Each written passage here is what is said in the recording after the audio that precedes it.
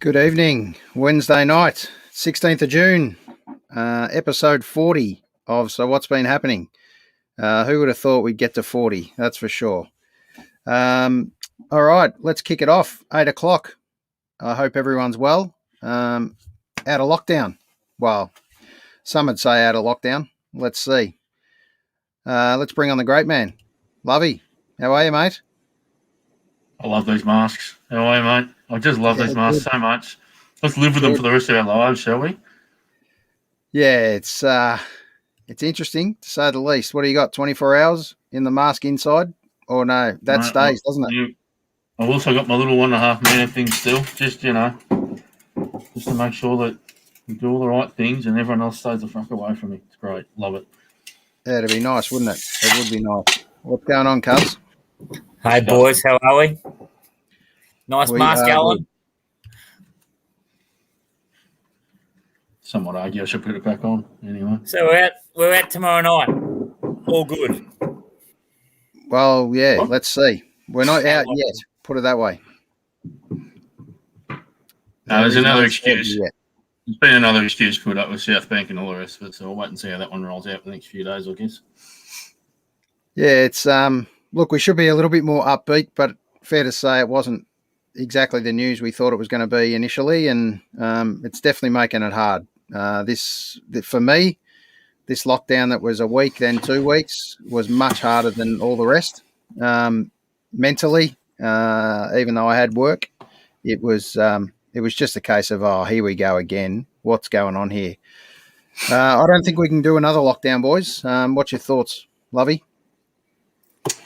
I know enough people to suggest that it would end their careers as sole traders and small businesses. I know enough people that it would basically send them to a place that none of us ever want to go to. It's just shit, mate. It's the only way I can put it, to be honest. We're day 20 into a 7-day lockdown. Why? And this is the biggest question. With all the restrictions that came off or are due to come off this Friday, off the back of last Friday, none of it for me still scientifically ties in. I'm not a scientist, but when I logically try and link what you can do outdoors compared to outdoors in the certain activities, none of it actually links up logically. And that's the thing that frustrates me the most. And, if I offend a couple of people on this, whoever might be watching this podcast or on Facebook or whatever, I'm at a point where come at me. I don't care, because there's been more damage done by these lockdowns than there has been by trying to protect a certain few. We should be protecting those vulnerable people. Absolutely. Put the blanket around them. Everyone else, get on with our life. We've had enough. Yeah, you would have thought we'd have learnt from the past, first, second, third lockdowns, and it just doesn't seem like we have. We're making the same stupid mistakes out there, and it's just not good enough. And at the end of the day, Dan sat in the background with plenty of rumours what's really happened, but that's irrelevant. The point is, he sat in the background. He's got another puppet that's popped up, James Molino, that's just rolling out the same fodder that was wheeled out to us the first time, with no, it's just a ridiculous outcome. We need to be out. We can't afford these lockdowns. Every other state can seem to do it without a lockdown. Let's get back out there, and businesses are absolutely on their knees. We had James Young on last week, and he was just on behalf of all publicans and entertainment venues and on behalf of bands. It's horrible, mate. It's a horrible outcome. We just got going. Bands were just starting to get some momentum again, booking gigs. We've got a massive list of gigs now that have been rescheduled from that were supposed to be this week and next week, pushed all the way out to about August, if you're lucky, is about the next time you can get on stage. It's just horrible. And what chance of August is even the venue going to be there? That's the scary part. Cuz, what's your thought? Exactly right.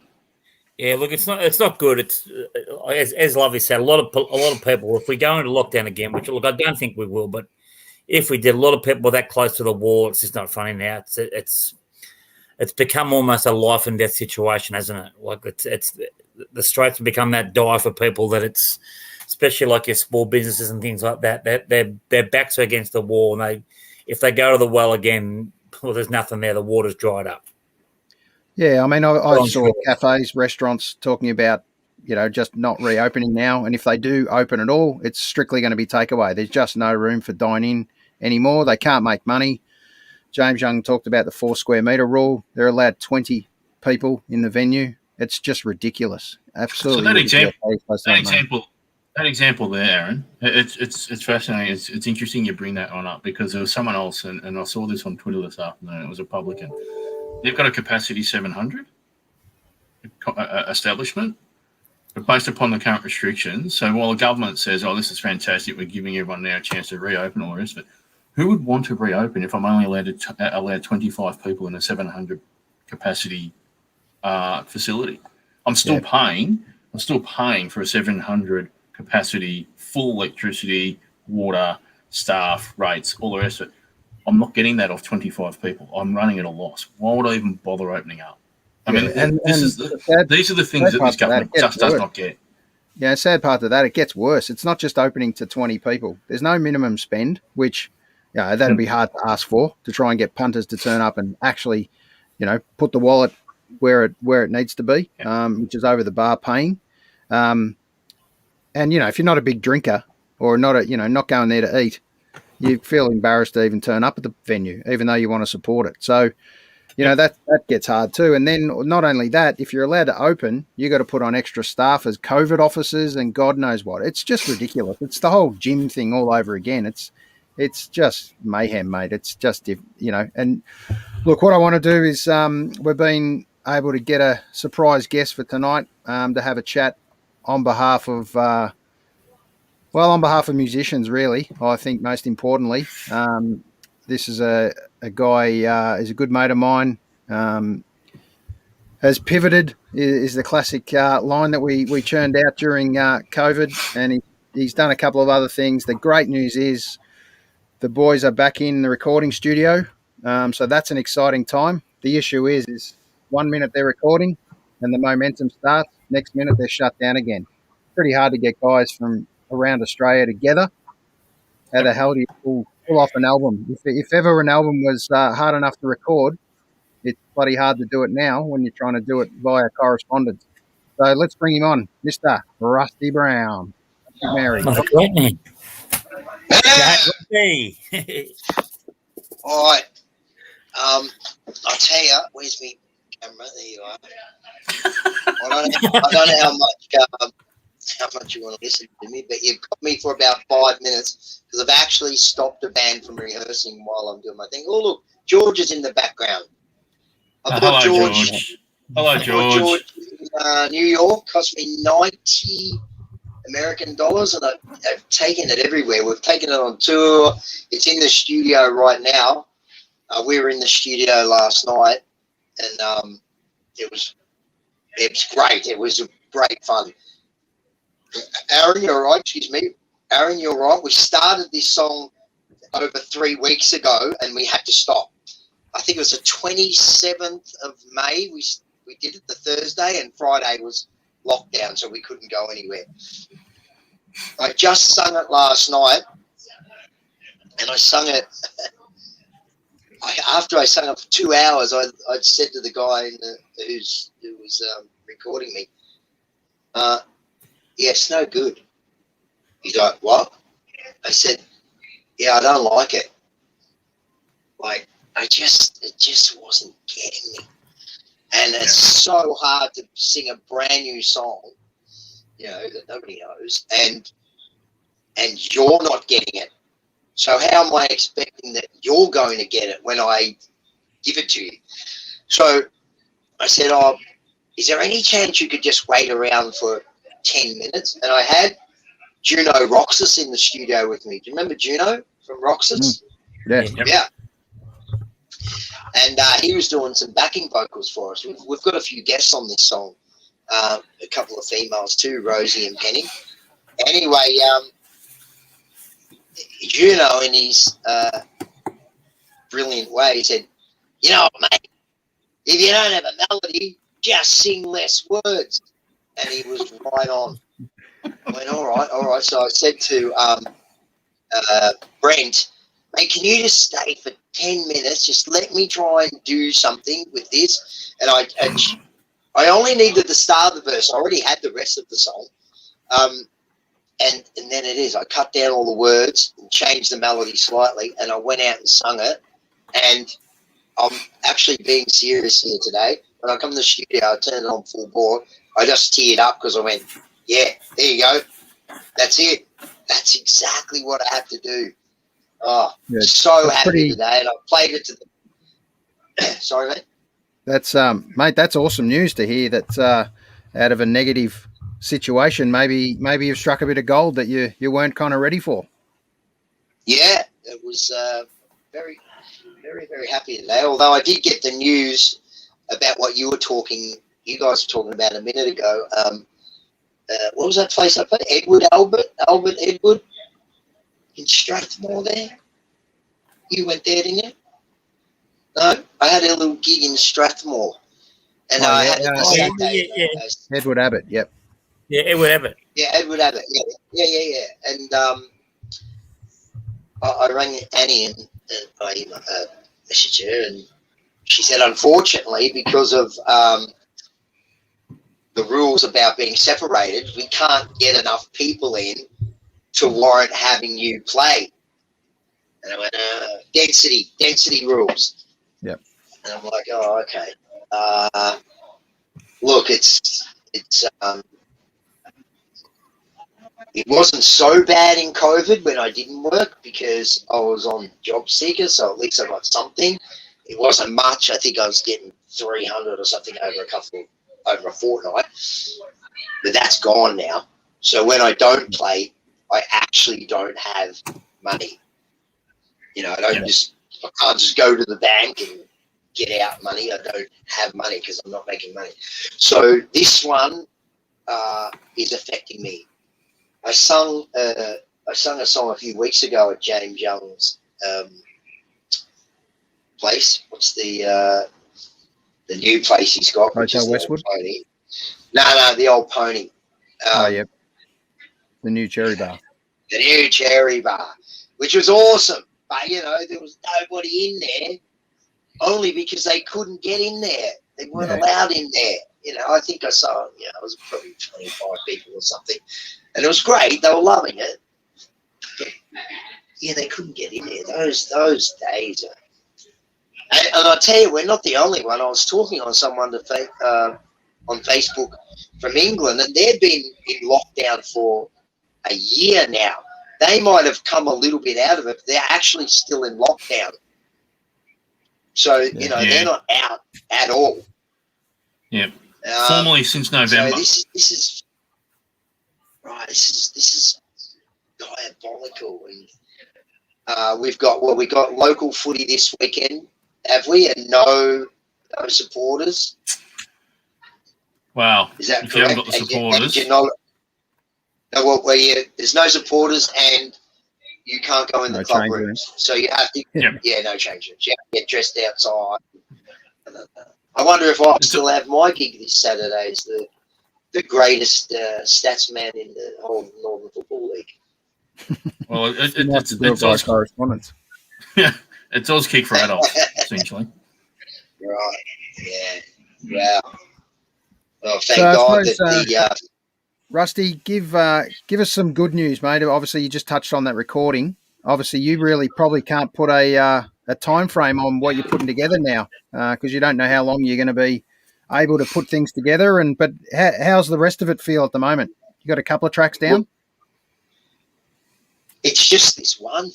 It's just one. We haven't even had a time to get a whole bunch of tracks. We actually have booked a tour for Perth, Adelaide, Tasmania, New South Wales, Queensland, and one here in our hometown of Victoria. And we're going forward like it's going ahead. Do you know what I mean? Yep. We can't sit around and go, well, it's not going to happen. Yeah. But there's every chance in the world that it won't happen. But we're trying to make it happen. We've paid for the flights. We've booked the cars, the vans. We've booked the hotels.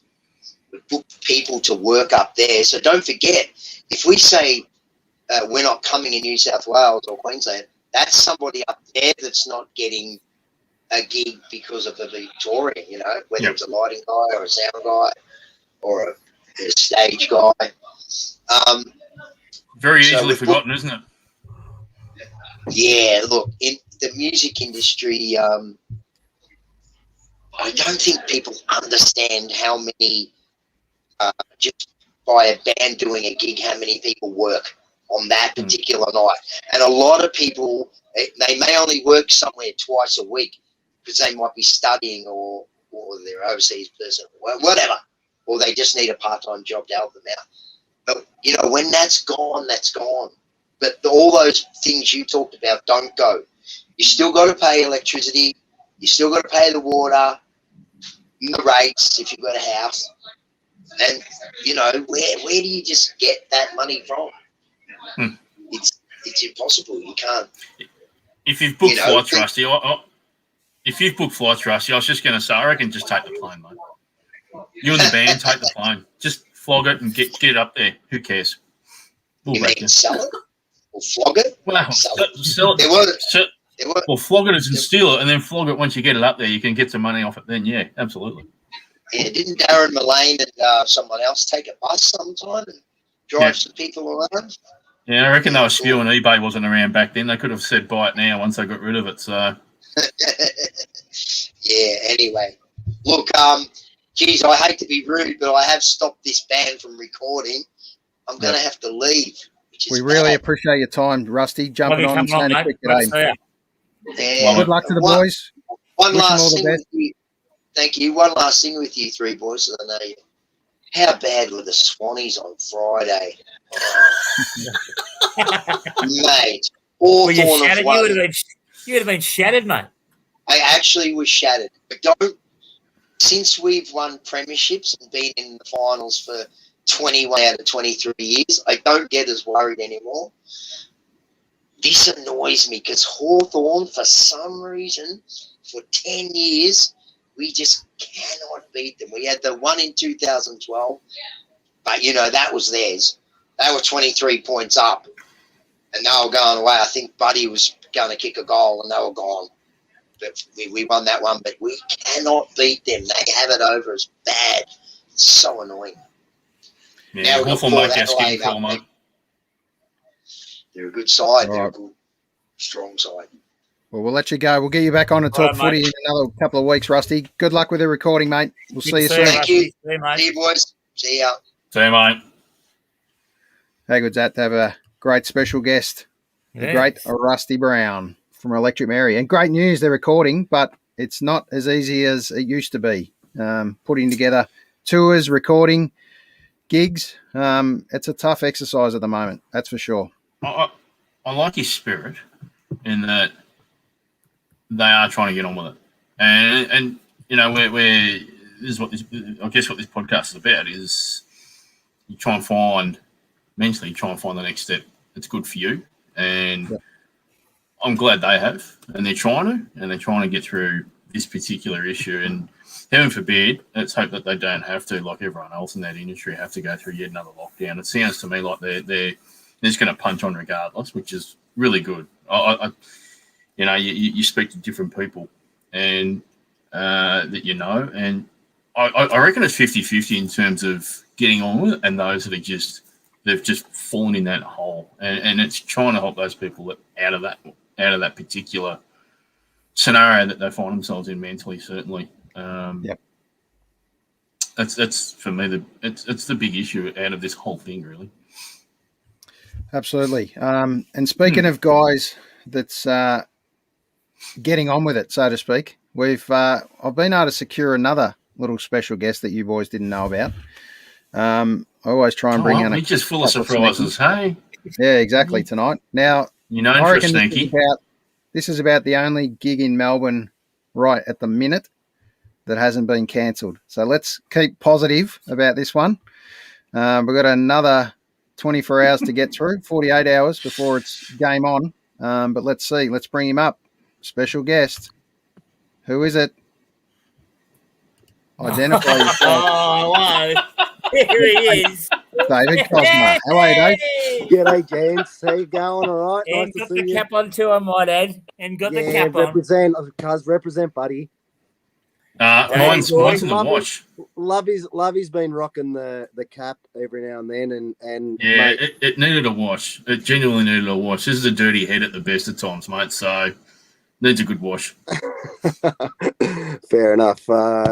Nice to see you, lads. Nice to hear Rusty having a bit of a chat with you. And yeah, as you say, let's hope we don't have any cancellations. Yeah, well, I just heard about another couple in the last couple of hours, which is disappointing for. No, really? Yeah, for gigs for Friday night.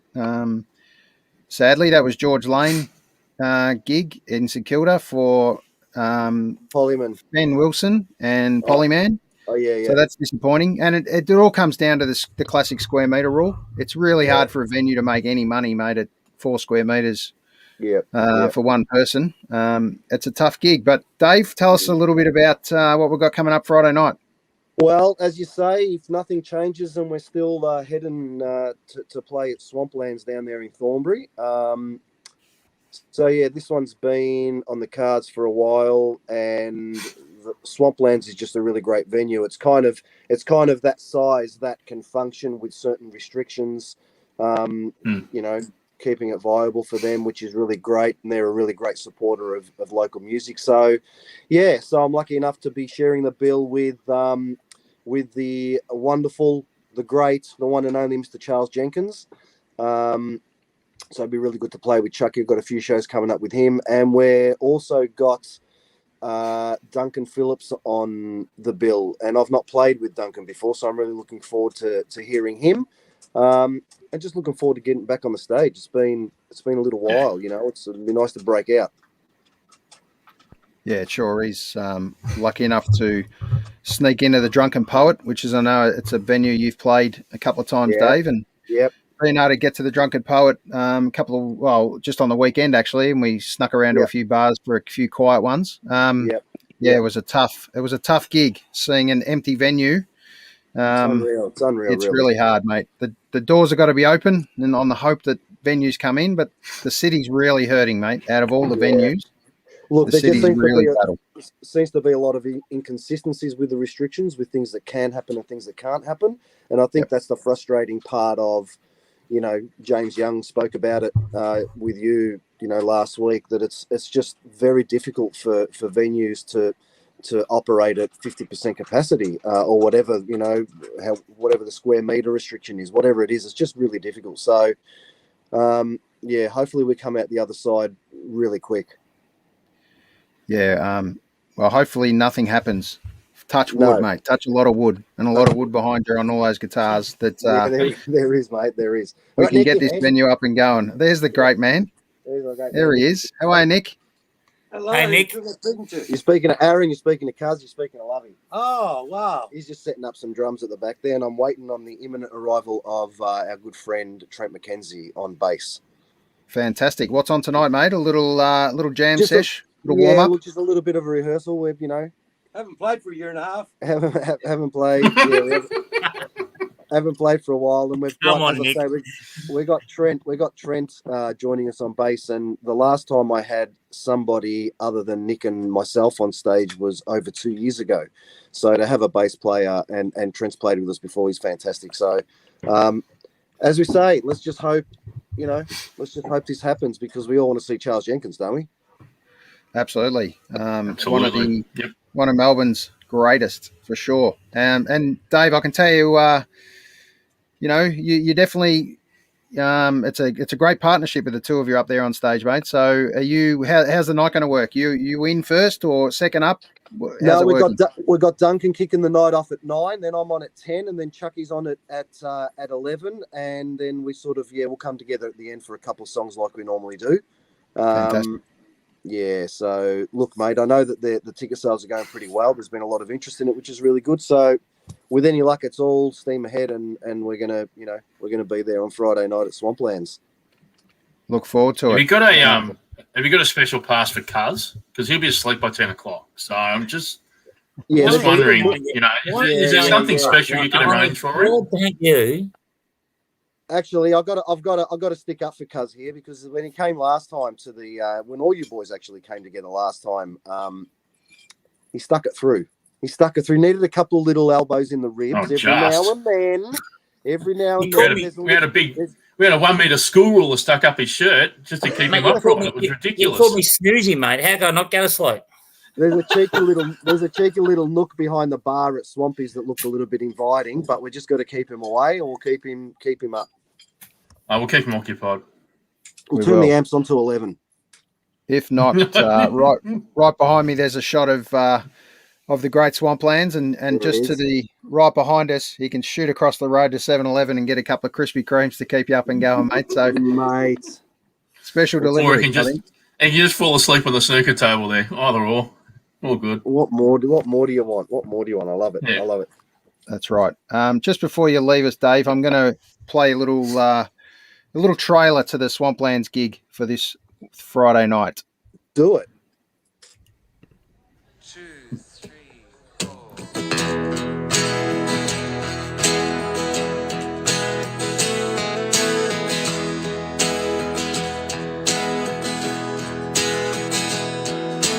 Rolling into Houston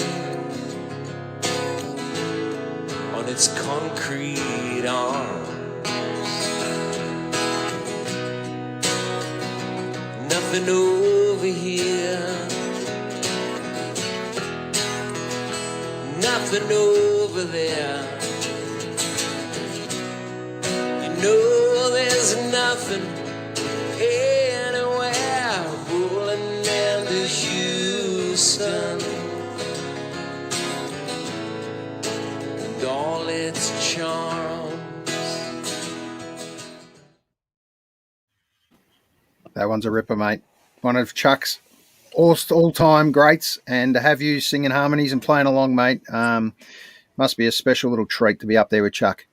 That's and that little clip there was a grab from the first time I ever played with Chucky on stage, which was my album launch. And speaking of which, that was the last time that I had a band or bass player with me on stage. That's that sort of 2.5 year ago gig. And since then, I've been lucky enough to play with him a few times. And we've got some really cool shows actually coming up later on in the year, regional Victoria, which, again, providing things sort of start getting back to normal, I look forward to keep playing on the stage with Chucky. It's a real honour. Fantastic, mate. We look forward to seeing you. I'll be there, I guarantee you. And do yourself a favour, mate. Jump in the back and help Nick find a few bolts. I think he's missing a few bolts for the drum kit. He's not sure how to put it back together. It's been a while. I found it. I swapped a few over because the thread was a bit small on one and a bit big on the other. You know, it's like when you haven't got the right thread. There you go, mate. Thanks for coming down from the bush. We'll see you Friday. Thank you, James. Take it easy. Thanks for having me. See you guys. You too, mate. Look after yourself. Bye. This Friday, legends, that's where you get to Swamplands down in Thornbury. Are you all going? Rolling into Thornbury, it's going to be relabeled. Cuz, get your tickets. I'll get a ticket. Yeah, I'll get a ticket then. Are you going, Lovey? Yeah, get your no-dos, Cuz. Yeah, we'll be there for sure. I think we've got to find, if we're going to go regional, we've got to find a way. I'm starting to feel like I'm going to be a criminal. We've got to find ways of getting out and supporting regional as well as metro. Any which way we can, I reckon. That'd be great. We need to get Lovey to come to the Marshmallow Overcoat when they go to go regional. Yeah, well, that's going to be the challenge. Getting out to regional. Obviously, have we broken the 25K rule now? Is that gone? We can go there. Yeah, gone. Yeah, righto. Now, the only problem is deciding who's in the car, and I'm not sure you've made it yet, Cuz, unless you're driving. So I'm on the way. I'll be there early. Hang on. Why am I not on the car? Well, Cuz, after your little last episode in the car, we just want to make sure we're safe and you're not going to take a little detour off the side of the road. But we're lucky you're with us, Cuz, after that. Spinning out like a little merry-go-round. Little spinning wheel, absolutely. Yeah. You would have missed me, you too. Afraid of. If we have to go up to here, mate, I reckon you don't drive at all. You'd be too scared of trucks. That's right. Good little treat Good. there. I hope that was a good little surprise, boys. I know that came together in the last half an hour. Just a little reach out and see how a couple of the boys are going. And No, it's good, mate. great to hear, musos behind the scenes are still getting ready in preparation. Obviously gutted that gigs aren't flying right now, but you got to be ready too. And I suppose as a muso, you just never know when your time's going to be next. Footballers have been incredibly lucky. But I spoke to a couple of coaches this week, local coaches actually, and they're kind of a little bit worried about blokes that haven't had a run for a month. And match fitness is obviously one thing, and they're really worried about injuries coming up in the next few weeks. So I've literally just received a text from a football manager that we're at Lillardale, and games are definitely on this week in the EFNL. They've just made a decision. Yep.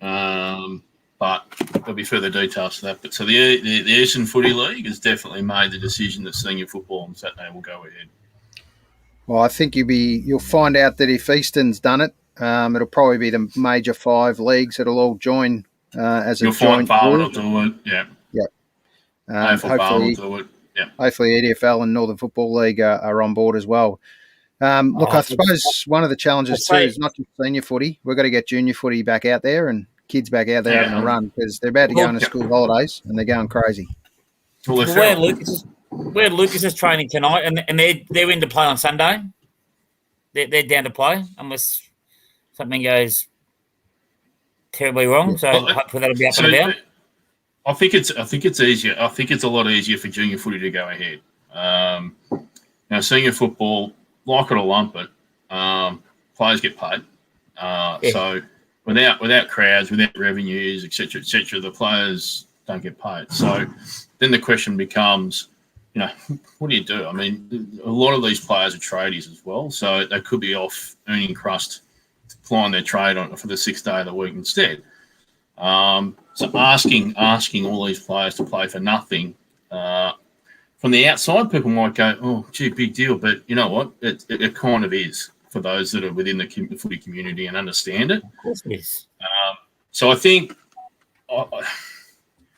we'll see how it goes. Hopefully, the further restrictions are lifted even more so by next week, and it's only 1 week where we're even talking about this.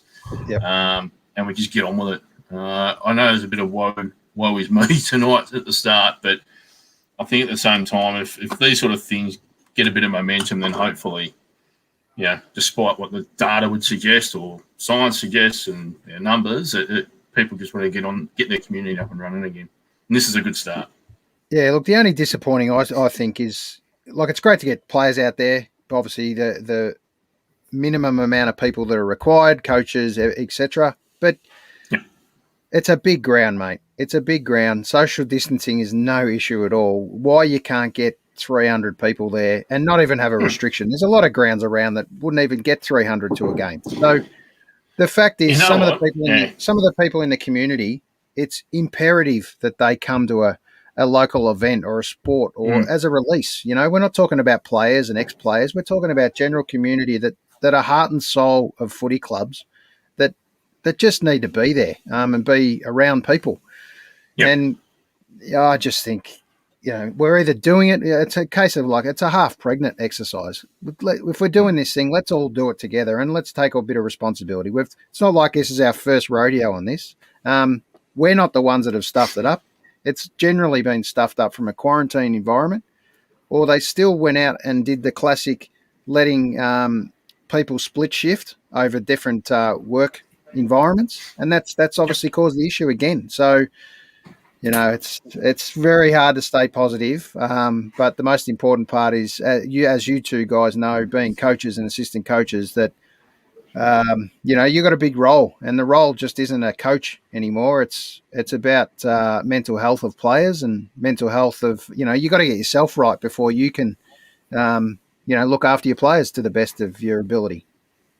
It's a collective community mental health too, and that's the other thing that's really suffering at the moment, is that the community as a general whole. If I look at the Lillardale community, we get all sorts of different people coming to our football games. Yep, absolutely. So what else have they had? And it's the same with the netball. It's the same with the basketball, for that matter too. the other thing that can't be underestimated in all this is that these sporting codes, these local sporting codes, they're like sole traders in small business. They still need to be operating. And there's a lot of people employed part or full time that are involved in all these different codes that just need to be, they need to continue to work. Some of them rely on those salaries that they do get at those local sporting bodies to make sure that their rent's paid. They put food on the table. They use it for that reason. So, it just needs to be, there needs to be a general push. Junior footy, 100%. It's just the lifeblood of any sports club. That needs to be up and going, and the senior clubs need to do it from a revenue perspective so people can get paid still. Yep. And I think one thing that's important in the community is 25th anniversary or birthday of the Big Issue. And, when we talk about why the Big Issue came out and why it's around and what it does, everyone knows someone on a street corner that sold the Big Issue and walked past them. And if you know the story of the Big Issue and what it does is, puts money into the pockets of the homeless effectively and people that it's effectively a small business for them as well. So the thing I find, which has obviously got harder and harder to do over time, it's gone from something that used to be around 50 cents and we're up to about $9 a copy now. So, don't ever feel that you can't help support these people. And it's so important that, if you can swing them $10, maybe even find it to be able to buy someone a copy. So you slung them $20 and you bought yourself a copy, and you'd be surprised what you read in the Big Issue. Sometimes I've really never bought many of them, but recently I've bought a couple, and I kind of wish I had have read back catalogues now and of some of the stories that you see over time. But if you see someone around and you see them in many communities, it's not just a city thing. Go out and support them. One thing I've noticed is, things like this, we talked about rescheduling gigs and stuff before, and, gigs that were now 25th of May, you're talking end of July, May gigs, August. I mean, some artists, what are you supposed to do for 2 months? I know this isn't their not only gig, but in a lot of instances, some of these musos are doing this full time. And unless you're out of Victoria right now, where you're lucky enough to get a gig, and that's going to get harder and harder. It's a tough process. And then don't even underestimate when you put those dates up there, Aaron. Don't underestimate. There were still bookings even July, August, September, all the way through to almost the end of the year. So they then get snowballed back as well. Yep. So this is not a short term thing. This impacts people for months to a year. Absolutely. I mean, we've got a long way to go to get through all the winter and get through to into summer. And then by the way we're going with the vaccine and everything else that's happening, don't even start me on that. We'll be lucky to have had the 2 jabs ready to go if you're getting one. And if you're not getting one, your hands are kind of tied if you think you're going to travel, or if you think you're going to almost get into a venue these days. There's going to be some sort of restrictions around everything, sadly. All the way up to there's going to be probably a 3rd and 4th jab might be required because there's strains of different things happening. The only thing that I thought was really odd was the flu vaccine, and they really basically are struggling to put one together because there is no cases of the flu, which is really interesting. So they don't know what to put in this one. So that's going to be an interesting chapter to watch in the next month or so. The flu would have reduced because people haven't been outside. Correct. Yep. But they don't even know what strain of the flu it is at the moment because no one's had it, right? But hey, guess what? If it was out there, would we be locked down for that? No. Yeah, exactly. Well, to me, right now, it's not much more than the flu. Right. Numbers we've got so much stuff prepared, ready to go. Let's just hope we don't have to use it. All right, let's just spend 5 minutes talking about our biggest love, AFL footy. Talk about the ladder for a second there. Plenty of greens up the top and plenty of reds down the bottom. Not to be unexpected, but there's plenty of wins there. And Geelong, probably the team there that is the most on fire at the moment, and long may their run continue, given I'm pretty sure I think you would have said, had Melbourne won on the weekend, I think you would have said Melbourne would be the team. And I would still hold that it's most likely a Melbourne-Geelong grand final. Did Melbourne look a bit tired, mate? Yeah, look, I think we were playing every game as a massive challenge, and I think every game was a massive challenge. Everyone was starting to come for us. And look, Collingwood had everything to play for, and on a neutral ground, we don't generally play Sydney too well either. But yeah, we did look tired. We leaped to the line, I think, and I think the bye came at a perfect time now, and I think it was probably a little kick in the bum that we deserved, just to sharpen us up a little bit to go into the next couple of weeks. And we've got to look. There's no easy games. It just shows you could be 10% off maximum, and you can absolutely get railroaded and just not be able to. We spun the momentum around, and we actually got in front, but then they took off again, and it's one of those games. But I tell you what, 2 losses. If someone had told me we'd be at the bye with 2 losses, I'd take that every day of the week. But I can tell you one thing: it's incredible how much you get used to winning when you're winning. It's kind of a bit of a weird feeling coming in Monday morning and go, yeah, we actually got done, or Tuesday morning in this case. But it's funny. I sort of feel like Melbourne's almost each week they've tried to justify. They've had to justify the trust in particularly with their fans each and every week. And I think they finally have got that trust. But yeah, that game on Monday, look, it's an aberration for me. And I actually think it's embarrassing for Collingwood that they would play so well like that because of the fact that it was Bucks' last game as coach. Where's that been? I agree. I guess it's poor on them. It reflects poorly on them. It's actually a crap reflection on Collingwood for me. I'm sorry, but it just is. If you're getting up for something like that, well then maybe you could have helped the bloke keep his job throughout the course of the first 10 weeks of the year. Then, yeah. For someone that was such an icon of the club, player and coach, you've really got to look. I think each one of those players really needs to look amongst their group and say, guys, how come we were able to do it then? And it was a bit more than Melbourne just being off. I think they actually played incredible footy, Collingwood, to be honest, and probably should have won by a lot more. We didn't kick well at all. Cuz, are you awake there, or you looking like every minute? All right, so we go to Thursday night. Tomorrow night, we get a game under our belt. Geelong and the Bulldogs. This should be a ripper down in Geelong. Yeah, packed house, 7,000. Yeah, look, capacity. Isn't that crazy? I mean, 7,000 capacity. They make an exemption for that. It's just a ridiculous concept, and we can't have 150 at an open complex, or we can't have 300, 500 people at an open reserve ground. Anyway, we can't get 50 people to a venue. That would be a great game. If that was anywhere else, I reckon the Dogs win it. But I think the Cats will win that one. Yeah, look, the Cats are flying at the moment. Down there. Hard to beat down there. Cats are flying at the moment, no doubt. But once again, 4 or 5 wins on the trot, you're due for a loss. So you just never know. You never know who's coming out. But look, it's going to be tough down there. And then we go into Saturday. Bumper 3 games on Saturday. Suns and Port.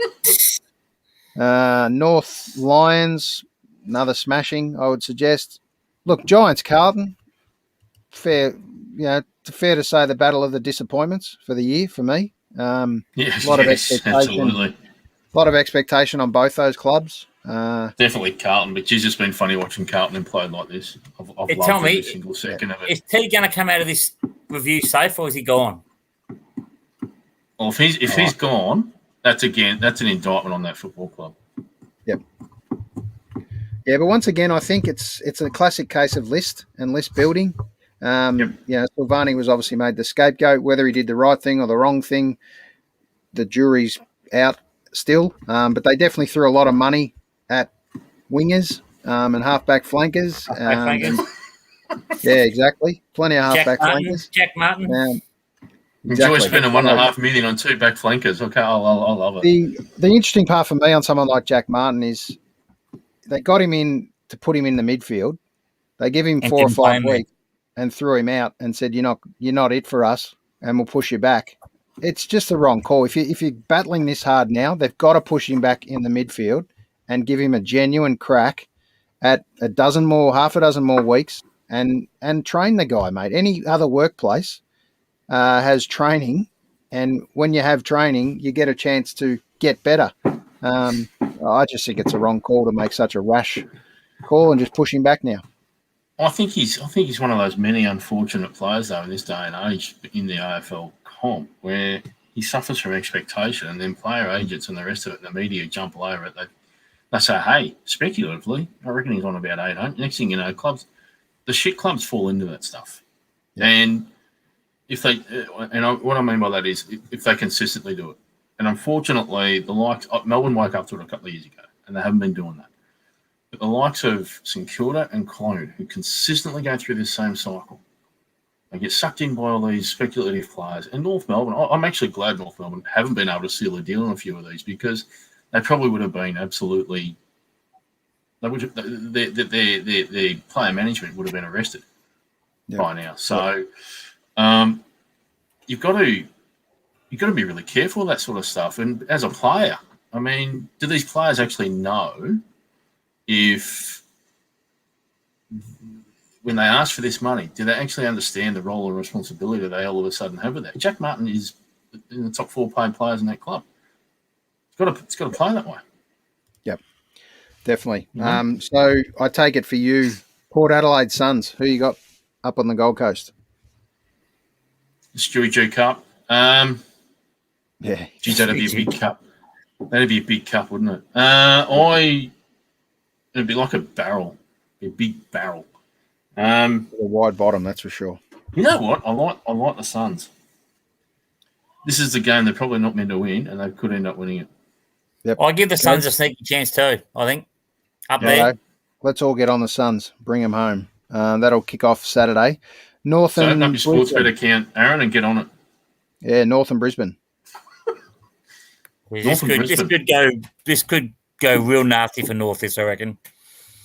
Is this Tasmania's weekend of like the Lightning Premiership? They get multiple games down there to try and host and say, hey, we can do this. Yeah, I think you might be right. It's going to be interesting. I think. Who was it, by the way? After like talking, North and Brisbane. Yeah, North Brisbane down in Tassie. Brisbane for me. Yeah, North. I think Brisbane easy. $5. So have a little sneaky on Brisbane, but gamble responsibly. And then we've got Giants and Carlton. Brown. Giants and Carlton, 7:25 bumper Saturday night. And I got sucked into picking Carlton up in Sydney, and I know it's not the SCG, but it's the same thing. I got sucked into picking Carlton against West Coast 3 weeks ago, and they should have won that game. They didn't. I'm not doing that again. It's GWS for me. I think GWS are making a late run for finals, by the way.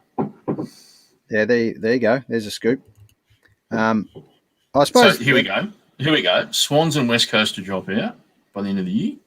Yep. GWS and Freo will end up making the 8. Freo. Yeah, right. Okay, you reckon Freo? I picked Freo at the start of the year to make the 8, and I'm sticking by it. Okay, well, they got a rest this week. I'm not sure. We'll have to find out who they got the week back. But there's a fair few teams. Purple Army, get on it. Yeah, why not? Purple Army.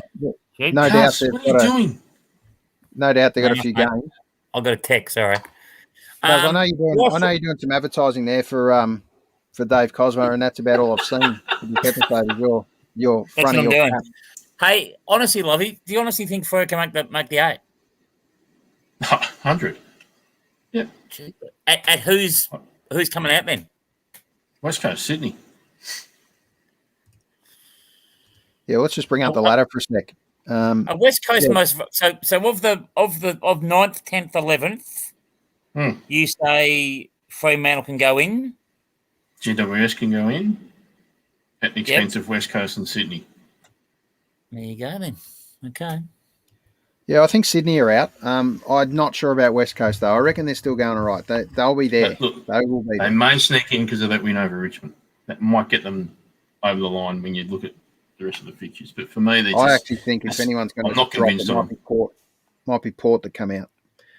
But let's see. Well, then there's a new coach coming in then if that's the case. Yeah, could be. Bring back Choco Williams. Who knows? And then we flick to Sunday, the Hawks and the Bombers. The big, Come on, you good things. the big 320 game. Where is this game? Down in Tassie too. Tassie? Why not? Yeah. Jeez, I hate this fucking mob. I hate Hawthorn. They just shit me to tears. Fucking better say.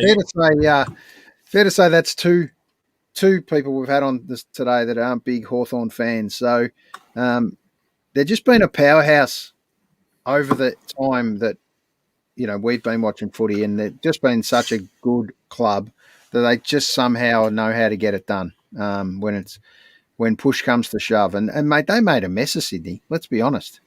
They've had about 40 points. Yep, and they were all over them. Arrogant shits, no matter where they are on the ladder, though. So for me, geez, I'd love to pants them, but the fact it's going down to Hawthorn, the fact it's going down to Hobart and Tassie, your money would go on Hawthorn to actually beat us this week. We've never played in Tasmania, have we? Since 1993, Brad Plain kicked 6 goals from a half-forward flank. So, yeah. What's your thoughts, There you boys? Is it time for a team in Tassie? Yes. Yep, definitely. Get rid of Gold Coast or tell North Melbourne to pack their tin rattles away and Will they do? one of them. They won't get rid of another team, no. Will they have a 19th team? Where's your talent pool? You can't have a 19th team. There's no talent pool available to it. They'll call you. They'll call all three of us up to fill in for the twos in the 19th team. The way it's going. I thought the original was to try and get to 20. Obviously, we're not going to get there. The talent pool's we've shown it's stretched at 18. We'd love to see a Northern Territory team, and I reckon we'd love to see a Tassie team. They obviously tried and hinted for a Canberra team, but it's just not going to happen, I don't think. But I think if you were Canberra might happen. Look, don't be surprised if GWS actually shifted to Canberra at some stage. But I would playing any games there. Yeah, they are. 2. They played 2 a year in Canberra. Yeah.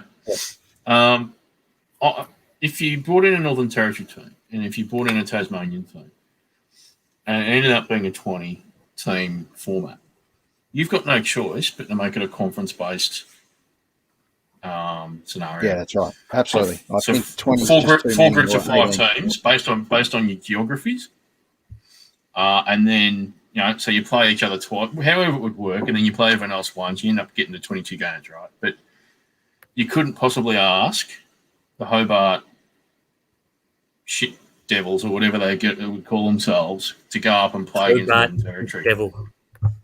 It would be. Everyone moans about Brisbane. People moan about Brisbane to Perth, and that's true. You imagine from Darwin to Hobart. I mean, that's just that'd be ludicrous. Yep. So are you talking about having a half conference? My thought was 4 conferences, 5 teams, and halfway through the season, or there's got to be a way to make it work where they can split the 4s through. I'd just like to see it work somehow. I think your top 4 teams would become the number 1 seed in each conference. If you did it by ladder position, your top 4 teams would be the top seeds. Yep. The bottom 4 would become the bottom seeds, and then you just work it through that way. Maybe I don't, how that works. I don't know, because then unfortunately that might mean you would have that Hobart, the Darwin thing. I don't want to see. So I reckon. The question is, if you went that way, and you'd have to go. If you went 4 conferences and swapped it like that, the question is, could you do it so it changed the next year? So you ended up in a different conference. I think they've made it. I'm sure they've smarter men than us, mate, have thrown this one around.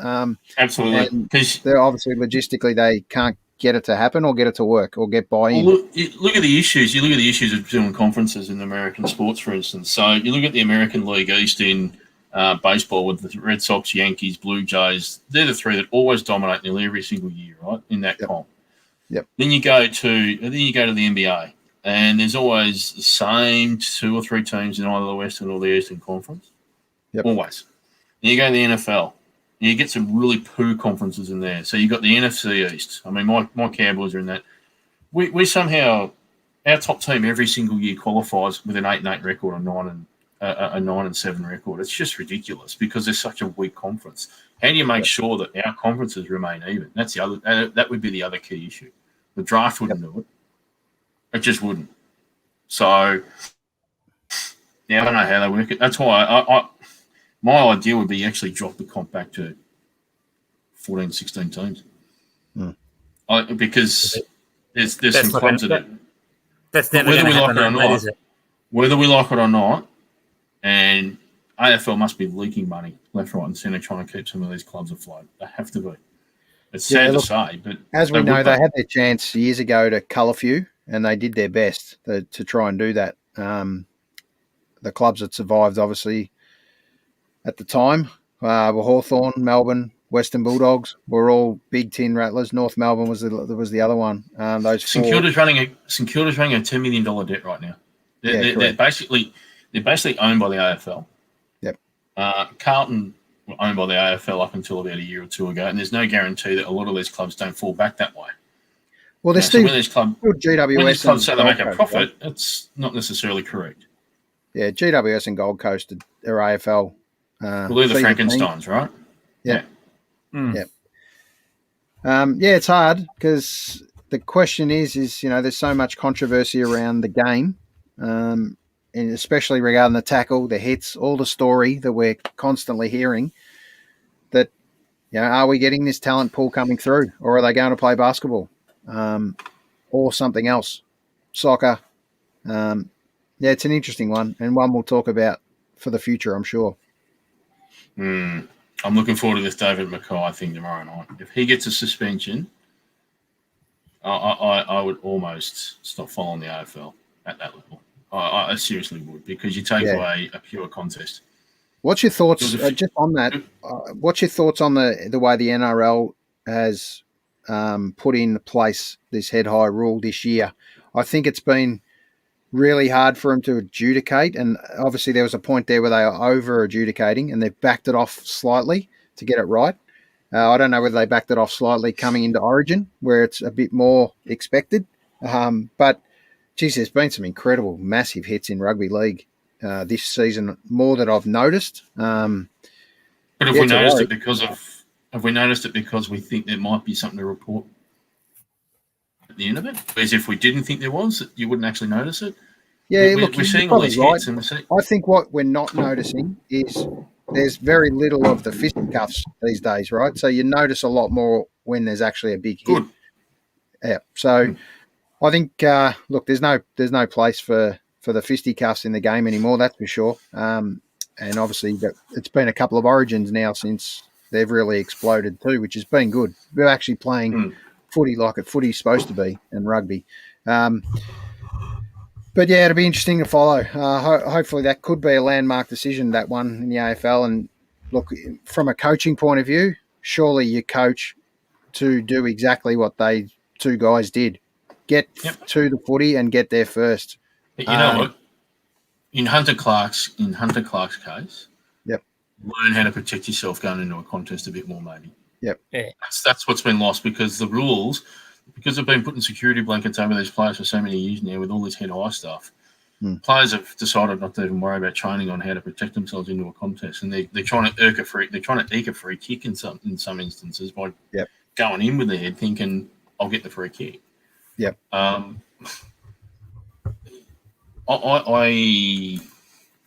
be very, very interested to understand if he cops any sort of suspension or even a fine. I'll be interested to see how the AFL then explains how two players are meant to go into a 50-50 contest if that's no longer a legal thing to do. Yep, with what we absolutely. Saw. Yeah, it's a tough one. So let's touch on that. Let's wait for the decision, and we'll touch on that next week. Guys, next Wednesday, this is going to be a ripper. We're doing a David Bowie special. Yeah. I thought we had David Bowie on. Oh, okay. No, not quite. And we've brought on Ash Naylor, great friend of the show. Rusty Brown's back, and George Carroll Wilson from Polyman, who we've had on as well. So the three of them, it's going to be 2 songs each. So we won't tell you what the songs are going to be. It's going to be a great surprise, but I know the boys are looking forward to it. And this is the start of what we're calling our tribute shows to honour the greats. We're going to start off with David Bowie. So really looking forward to that next week. Oh, cannot wait. Now, Friday night, Hope you're going to be there, boys. Just let me know, but don't leave it late. Trust me, because those tickets are going to be probably sold out by tomorrow mid-morning, I would suggest. There's not many left. So get on it if you're going to get on it. Well, it's And I'll Cuz a see you shout. there. It's Cuz a shout to hook the tickets up. So, Cuz, get me a ticket, can you? Yeah, Thanks. yeah, okay. Sure. Cuz will do that. Righto. Yeah. Thanks, mate. We'll see See you you, girls. soon. Hang in there. That was episode number 40. See you, girls. So what's been happening?